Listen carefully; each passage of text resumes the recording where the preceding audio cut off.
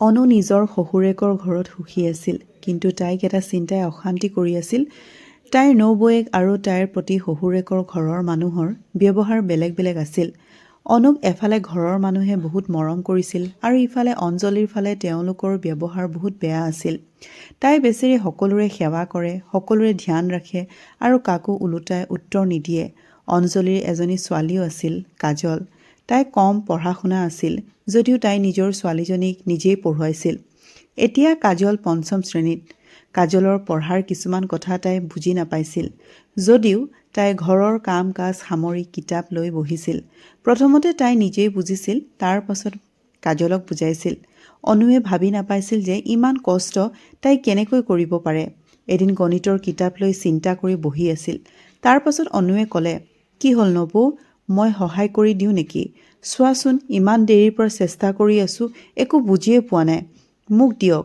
অনুৱে সোনকালে উত্তৰ উলিয়াই দিলে আৰু বুজাইও দিলে। বা, আপুনি ইমান চিন্তা কৰি কিয় থাকে?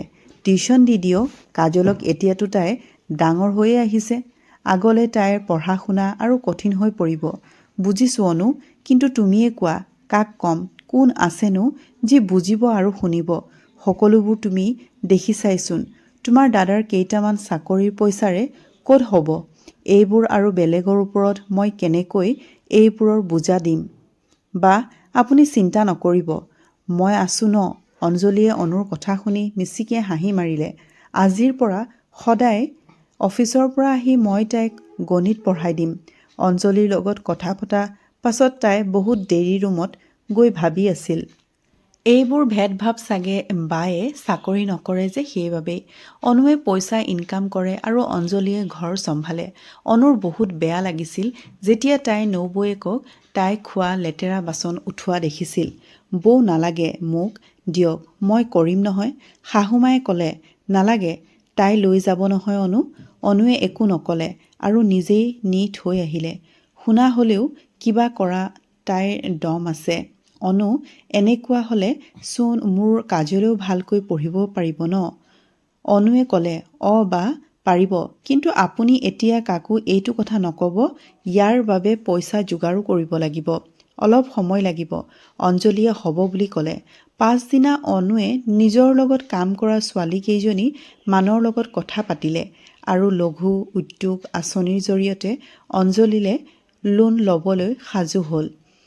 কেইদিনমানৰ দৌৰা ধপৰা পাছত লোনটো পাছ হৈ গ'ল। সিহঁতৰ ঘৰৰ ওপৰৰ চটত এটা ৰুম আছিল। বৰ্তমান তাৰ পৰাই কাম কৰিম বুলি ভাবি ল'লে। সৰু সুৰা জৰুৰী বস্তু কিনা হ'ল। অঞ্জলিয়ে ছোৱালীজনীক পঢ়াই মেলি ঘৰৰ কাম সামৰি ওপৰলৈ গুচি যায় আৰু বিভিন্ন ধৰণৰ চাটনি আচাৰ জাম বনায়। অনুৱেই সেইবোৰ বস্তু নিজৰ অফিচত কাম কৰা মহিলাবোৰৰ মাজত ভগাই দিয়ে। এনেদৰে এজনৰ পৰা দুজন, দুজনৰ পৰা তিনিজন মানুহ বাঢ়ি গৈয়ে থাকিল। তাই বনোৱা বস্তুৰ ডিমাণ্ডো বাঢ়ি গৈ থাকিল। দিনে দিনে অঞ্জলিৰ ইনকাম বাঢ়ি গৈ থাকিল। শাহুৱেকেও ভাবিছিল যে তেওঁলোকে এজনী হীৰা নিচিনা মানুহক মাটিৰ দৰে কৰি থৈছিল। কামটো ইমানেই বাঢ়ি গ'ল যে তাই বেলেগত ঠাই ল'ব লগা হ'ল আৰু বহুত মহিলাক তাই কামত ৰখালে। এতিয়া তাইৰ প্ৰতি ঘৰৰ মানুহৰ ব্যৱহাৰ বহুত সলনি হৈ গৈছিল। শাহুৱেকে এটাকে দুটা লগাই বেলেগৰ ওচৰত তাইৰ গুণ গাইছিল। এতিয়া কাজলৰ নাম ভৰ্তিও বেলেগ এখন ভাল স্কুলত কৰি দিয়া হ'ল। ঘৰলৈ টিউশ্যন পঢ়াবলৈও শিক্ষক আহিবলৈ ল'লে। শাহুৱেকেও কাজলৰ ধ্যান ৰাখিবলৈ ধৰিলে। এতিয়া অঞ্জলিয়ে কাজলৰ ইমান চিন্তা নকৰা হ'ল, কিন্তু তথাপিও তাই সময় উলিয়াই কাজলে ভালকৈ পঢ়া শুনা কৰিছেনে চায়। তাই ঘৰ আৰু ব্যৱসায় ভালদৰে চম্ভালি আছিল। যেতিয়া ব্যৱসায় বৃদ্ধি হৈ গৈ আছিল, সেই ঠাইখিনিও সৰু হৈ পৰিছিল। শাহুৱেকে ক'লে যে, তোমালোকে নহ'লে এটা ডাঙৰ ঘৰ লৈ নিজৰ ব্যৱসায় বৃদ্ধি কৰা। অনু আৰু অঞ্জলিয়ে শাহুৱেকৰ কথা শুনি বহুত আনন্দিত হ'ল আৰু ভাবিলে, এতিয়া আমাৰ লগত আমাৰ শাহুমাও আছে। চাওঁতে চাওঁতে ব্যৱসায়ত 25 জনীতকৈও বেছি মহিলা বৃদ্ধি হৈ গ'ল। ইয়াত কোনো চাকৰ নাছিল, সকলো মালিকেই আছিল। পইচা সমানে ভাগ কৰা হৈছিল। তাইৰ লগত কাম কৰা মানুহো বাঢ়ি গৈ আছিল আৰু নিজৰ সংস্থাটোৰ নাম থলে নিজৰ টেষ্ট বৰ্ড লগোৱা হৈছিল। অনুৰ স্বামীয়ে ক'লে, তোমালোকে নিজৰ কামৰ বিজ্ঞাপন ইণ্টাৰনেটত দিয়া, তেতিয়া বেছি প্ৰচলিত হ'ব। অনুৱে স্বামীৰ সহায়ত এটা ভাল বিজ্ঞাপন প্ৰস্তুত কৰিলে আৰু অঞ্জলীক লগত লৈ এটা ভিডিঅ' বনাই ছ'চিয়েল মিডিয়াত দিলে। তাৰ পাছত বহুতে অৰ্ডাৰ আহিবলৈ ল'লে আৰু বহুত ইনকাম হ'বলৈ ধৰিলে। অঞ্জলীয়ে স্বামীৰ লগত কথা পাতিলে আৰু তেওঁকো চাকৰি এৰি তাইৰ লগত সহায় কৰি দিবলৈ ক'লে। এতিয়া লাহে লাহে তাইৰ ব্যৱসায়টো বৃদ্ধি হৈ গৈয়ে আছিল। শাহুৰে শহুৱেকে সুখী আছিল যে তেওঁলোকৰ বোৱাৰীৰ সৈতে লগ হৈ কিমান ভাল কাম এটা কৰি দেখালে। এদিন চহৰৰ মহিলা ব্যৱসায়িক সংস্থাৰ এখন পুৰস্কাৰ প্ৰদান কৰা সভাত অনুৱে অঞ্জলীৰ নাম ভৰাই দিলে। সকলোৱে পুৰস্কাৰৰ বাবে বাট চাই আছিল। সভাখন হোৱা দুদিন আগত ফোন আহিল আৰু তেওঁলোকৰ ঘৰৰ সকলোকে সভালৈ নিমন্ত্ৰণ জনালে। যেতিয়া অঞ্জলীৰ নাম তৃতীয় স্থানত ঘোষণা কৰিছিল, সকলোৰে আনন্দত চকুৰ পানী ওলাই আহিছিল। অঞ্জলীয়ে পুৰস্কাৰ ল'লে আৰু বহুত আত্মবিশ্বাসেৰে হাতত মাইক্ৰফোনটো লৈ ক'লে, আজিৰ পৰা 2 বছৰ আগতে মই ঘৰত থকা এজনী সাধাৰণ মহিলা আছিলোঁ।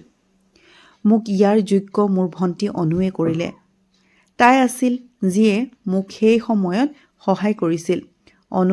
অনুগ্ৰহ কৰি ইয়ালৈ আহা। অনু উঠি গ'ল। এইটো পুৰস্কাৰ তোমাৰ বাবে। অঞ্জলীয়ে পুৰস্কাৰটো অনুক দি ক'লে। দুয়োজনীক সাৱটি ধৰিলে আৰু হাত চাপৰি মাত আহিল। এনেদৰে তাই অনু আৰু শাহুৱেকৰ সহায় নিজৰ ব্যৱসায় নিজৰ টেষ্ট সফলতাৰে আগবঢ়াই নিলে আৰু আজি তাইৰ ব্যৱসায়ৰ বহুত ডাঙৰ নাম আছে। সঁচাকৈ এজনী মহিলাই যদি আন এজনী মহিলাক সহায় কৰিবলৈ আগবাঢ়ি আহে তেতিয়া কোনো কাম জটিল হৈ নাথাকে। অঞ্জলীৰ এই সফলতা অনুৰ বাহিৰে কেতিয়াও সম্পূৰ্ণ নহ'ল হয়। বন্ধু বান্ধৱীসকল, কাহিনীটো শুনি কেনেকুৱা পালে কমেণ্ট কৰি জনাব। ভাল লাগিলে লাইক এটা কৰি দিব আৰু মোৰ চেনেলটো ছাবস্ক্ৰাইব কৰিবলৈ নাপাহৰিব। আজিলৈ আহোঁ, ধন্যবাদ।